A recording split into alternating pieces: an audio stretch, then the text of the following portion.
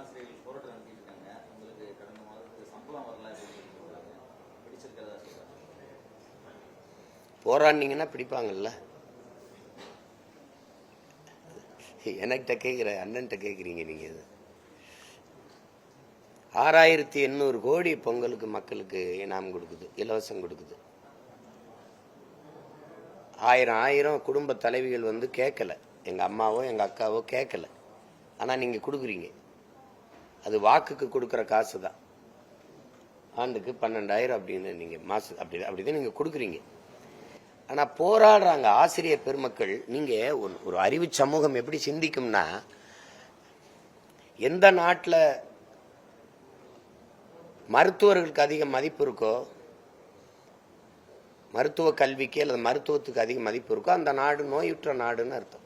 நிறைய நோயாளிகளை வச்சிருக்குன்னு அர்த்தம். எந்த நாட்டில் காவல்துறைக்கு, வழக்கறிஞர்களுக்கு, நீதிபதிகளுக்கு பெரிய மதிப்பு இருக்கோ, அந்த நாடு குற்றச்சமூகமாக குற்றவாளிகள் நிறைந்த நாடுன்னு அர்த்தம். எந்த நாட்டில் உழவர் குடிகள், நெசவாளர்கள், ஆசிரியர் பெருமக்கள் போற்றப்படுகிறார்களோ அந்த நாடு நாடா இருக்குன்னு அர்த்தம். வேளாண் குடிமக்கள் போற்றப்பட்டால் அங்க பசி இருக்காது. பசி இல்லாத போதுதான் மற்ற சிந்தனை, கலை, இலக்கியம், பண்பாடு, வழிபாடு எல்லாம் தலைத்து ஓங்கும். அப்ப அது ஒழுக்க சமூகமாக மாறும். நெசவாளன் போற்றப்படும் போது நாகரிகமான சமூகமாக இருக்கும். அப்ப ஆடை இல்லான்னா உங்களுக்கு தெரியும் என்னன்னு. மானத்தை மானம்ங்கிறதே ஆடையில தான் இருக்கு. அப்படிதான் சொல்றான், மானத்தை மறைச்சு கட்டிக்கிற ஆடைன்னு. அதுக்கப்புறம் ஆசிரியர் பெருமக்கள் எந்த நாட்டில் போற்றப்படுகிறார்களோ அந்த நாடு தான் அறிவு சமூகமா இருக்கும். நீ ஐஏஎஸ் ஆகு, ஐபிஎஸ் ஆகு, நீதிபதியாகு, வழக்கறிஞராகு, என்னவாகும். ஆனா அதெல்லாம் உருவாக்கினவன் யாரு? ஒரு ஆசிரியன். ஒரு நாட்டின் எதிர்காலமே அந்த நாட்டின் வகுப்பறையில் தீர்மானிக்கப்படுதுங்கிறான். அந்த வகுப்பறை யாரை நம்பி இருக்கு? ஆசிரியர் பெருமக்களை. சொல்லுங்க.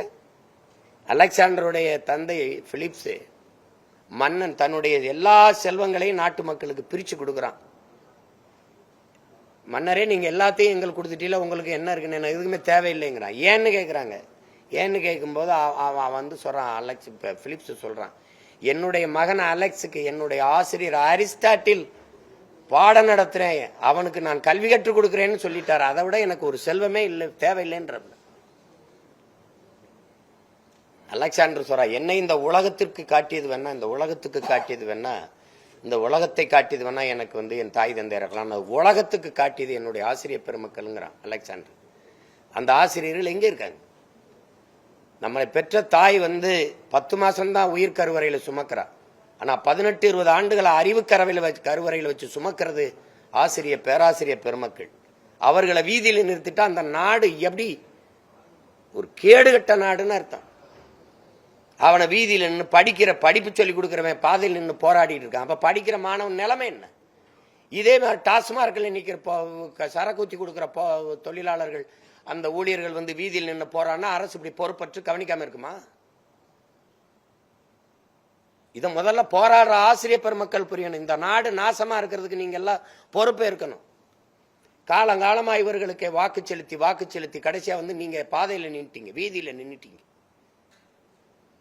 இது என்ன கொடுமை பாருங்க.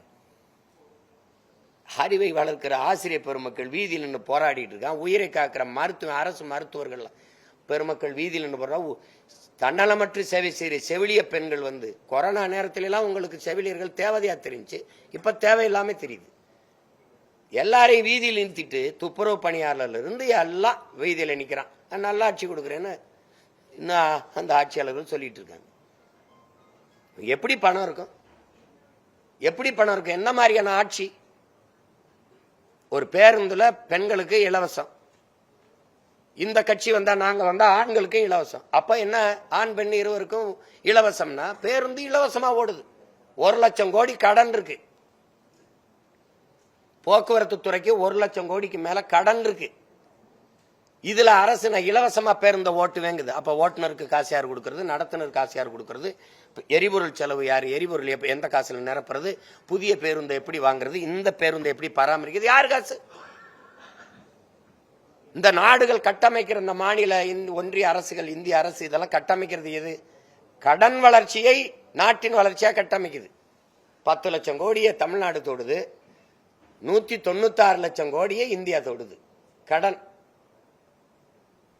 இப்படி யோசிங்கள, கணக்கில்லாத வரி இருக்குது இங்க. சொத்து வரி, மின்சார வரி, அப்புறம் வருமான வரி, அப்புறம் சாலை வரி, அப்புறம் ரோடு டாக்ஸ். ஒரு கார் வாங்க, மோட்டர் பைக் எதுக்கான வரி. அது போக சரக்கு மற்றும் சேவை வரி, எல்லாத்துக்கும் வரி. இட்லிக்கு வரி, உப்புக்கு வரி, ஊறுகாய்க்கு வரி, பாலுக்கு வரி, தயிருக்கு வரி, வெண்ணெய்க்கு வரி, எண்ணெய்க்கு வரி, எல்லாருக்கும் வரி. இத்தனை வரி. அது போக இதுக்கு 196 லட்சம் கோடி கடன் எப்படி வந்துச்சு? என்ன நிர்வாகம் செஞ்ச? கல்வியை தரப்படுத்திட்டியா? மருத்துவத்தை தரப்படுத்திட்டியா?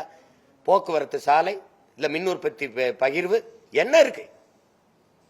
இவ்வளவு கடனை வச்சுக்கிட்டு படிப்பிக்கிற ஆசிரியன் பாதையில் நின்று போராடி இருக்கான. இது ஒரு ஆட்சி. இதுக்கு மறுபடியும் ஒரு தேர்தல். அதுல நாங்க தான் வெல்லுவோம் பெருமை இது வேற. இது கொடுமை. இது 6800 கோடி ஒரு பொங்கல் செலவு செய்து 58 கோடி தான் அவனுக்கு செலவு. வெறும் 58 கோடி. 12,000 கோடி இந்த புதுமை பெண், இந்த தமிழ் மகன், இந்த குடும்ப தலைவிக்கு. இந்த இது ஒரு குடும்ப தலைவியை, ஒரு தாயை, ஒரு தங்கையை, என் அக்காவை மாசம் ஒரு நாளைக்கு 30 ரூபா கூட சம்பாதித்துக் கொள்ள முடியாத நிலைமையில நீ நிறுத்தி வச்சிருக்க. நீ கால கொடுமை. முதல்ல ஆசிரியர் பெருமக்கள் முதல்ல திருந்தணும்.